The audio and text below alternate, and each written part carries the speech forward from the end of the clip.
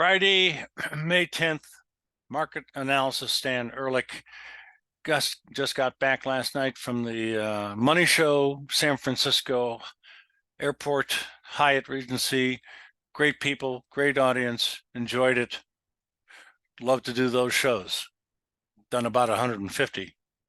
So what have we got? Stock market indexes I always start out with, and then the futures markets.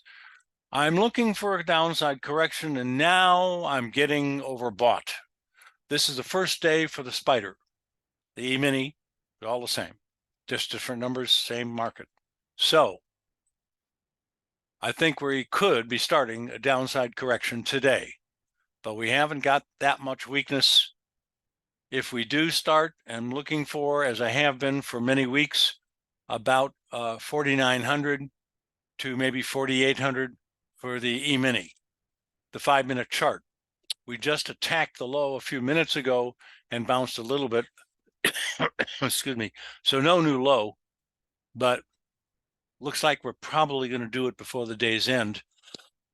Pardon me. Just slightly higher on the day at the moment. Next, we got the spider, the granddaddy, and it's lower than where it opened, starting the day out with an up gap, which was closed because of the slide. We'll see that on the minute chart in a minute. And the best I could hope for would be a bearish engulfing ER sell signal, because we do have overbought conditions in the spider. Next, yeah, another cough. So the 5-minute chart on the spider, we're not far from making that new low. Again, I think it's going to happen soon. QQQ, looking for a bearish engulfing in all of these indexes, because we do have new highs in every one of them, but only a few are overbought. Not on the QQQs, the NASDAQ. And we're starting to get weaker faster, but again, we won't be able to get a red signal because it wasn't overbought. Next, NASDAQ futures contract, daily data, higher high, not quite overbought. But I'd love to see a bearish engulfing anyway. It does imply the market's working lower.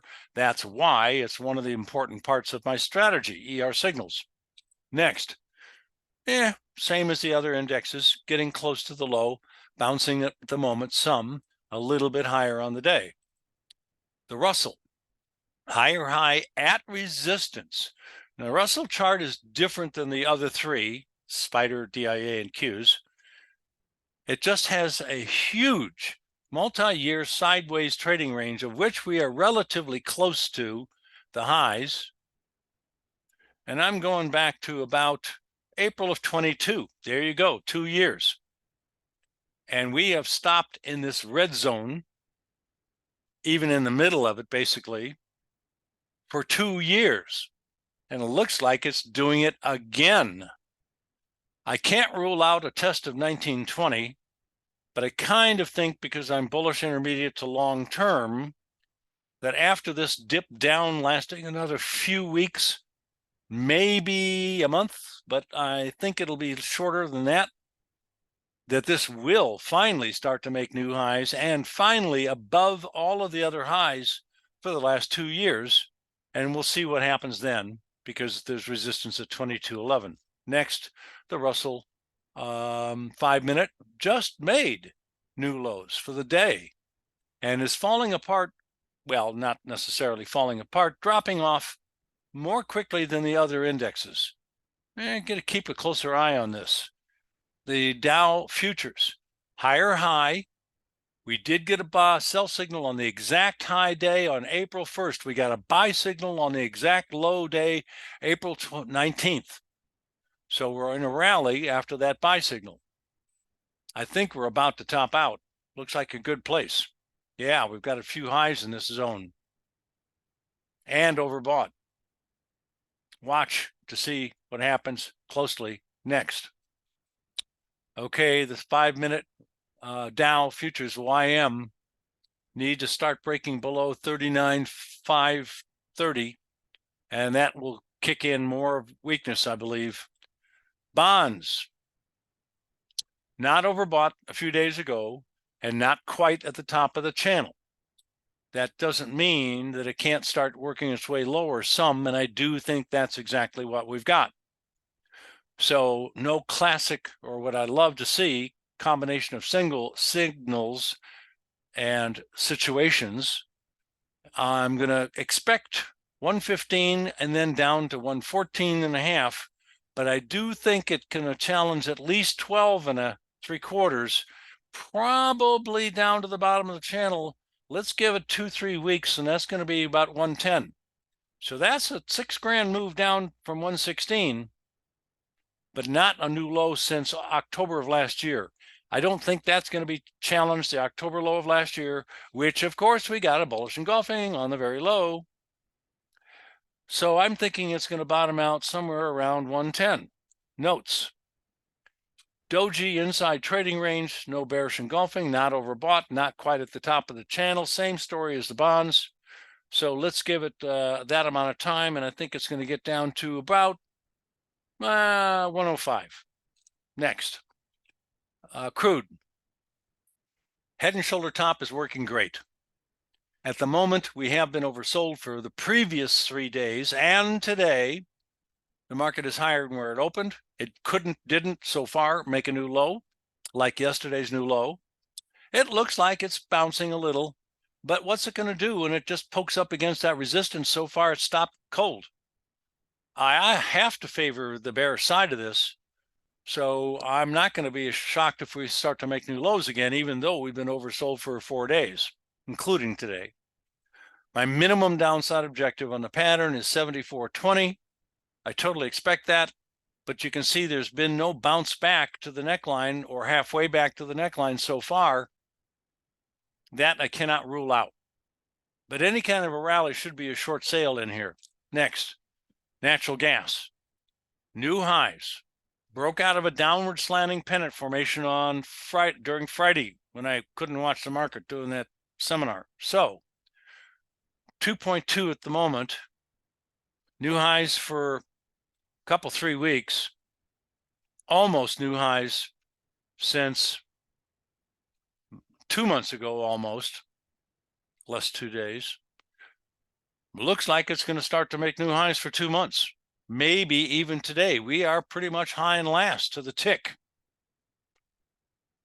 First stop on the upside, 2.4. Second potential stop on the upside, 2.7. Both of them looks like are reachable. Next chart. Gold, silver, platinum, copper are traded on the New York Exchange. We have data problems with that 4 commodities on that exchange today. I'm going to have to pass, very unfortunately, on a couple of my favorites, gold and silver. And copper, I'll point out here, did have a bearish engulfing sell signal on April 30th, and it, I believe, is on its way down to lower levels. But soybeans, corn, wheat, bean oil, bean meal, they're good. New low for the moment. Was overbought a few days ago, so no surprise. Now it just might get back to support at 1191 for beans. Looks quite plausible, but I think it's going to hold and start to make new highs again. Big, big support area. We bought the bottom. That is on April 19th, the bullish engulfing ER buy signal. Great trade so far. Think it's going to get better if you're not out already. Next, oil, a little bit different story, but look at this carefully. Today, we challenged the low of yesterday. The low of yesterday was almost exactly the same as the low of the last week and a half or a week or so, and it was smack dab at the bottom of a support area. So we almost have a big reversal starting today, but it didn't get lower than yesterday's low. It was oversold a few days ago. This looks like it's on the way up. I'd love to see it close above today's high and the highs of this week. Then I will be a lot more friendly immediately. But it looks like it's about to happen. What do we got for meal? We got the bottom of the market on February 29th. Huge, great, nice rally. Got overbought. No surprise. and now is having a little bit of a downside correction. So it could carry down to maybe 346. We're at 70 at the moment. Not out of the question, but there's also a chance it could bottom out a little higher than that. I'm not quite sure where. 57 maybe? It looks like the correction should not last long, should not go too far, and probably is going to make new highs after it's over. Next, we got on the way up in corn, another new high, almost, real close. Could happen today. We got the bottom of the market. We bought with a BR buy signal February 26. Great. At an incredibly important historical support level, the low that was made way back on September 9th of 2021. Or is that the 10th? September 10th. And again, bullish engulfing. Great spot for it to have a signal. Super duper. So I'm looking for a move up to 500. Next, wheat. A new high for the trend in wheat today, now, big time. Finally, the resistance area at 648 is broken decisively. Looks like we're going to close way above it. And we almost are making a new high. We did. We made a new high since the last important high, December 6th of last year, 5 months ago. Almost a half a year. And we're making new highs as we speak. I speak. So, where are we going? I can't rule out the resistance area way up here at 800, and we're 663. Wow, that's a huge move. First stop, maybe 689. I'm going to have to look at this more closely over the weekend. Second stop, 740. Okay, that's 2 on the way up, maybe to 800. Big move. Cattle, I don't know. It just doesn't strike me as being something I want to talk about. I can't figure it out very well, so I'm going to have to pass on cattle. And Miss Piggy, we've got higher in the opening. Minor support is holding. The head and shoulder top, shoulder over here.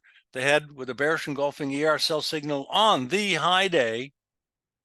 Broke out to the downside decisively on May 1st. Dropped off until Wednesday's low. And now in oversold condition for the last 7 days, including today. It should bounce, but it's doing it very slowly and not so aggressively. So it's pretty weak. I can't rule out making new lows real quick. I wouldn't necessarily get out of any shorts. I might lower my buy stop a little bit. Best I can say for Miss Piggy. And we're going into the New York markets, which have now for a couple of months had problems with the data feed pricing. So I'm going to cut it short today, Friday. You guys have a great weekend. Thank you very much.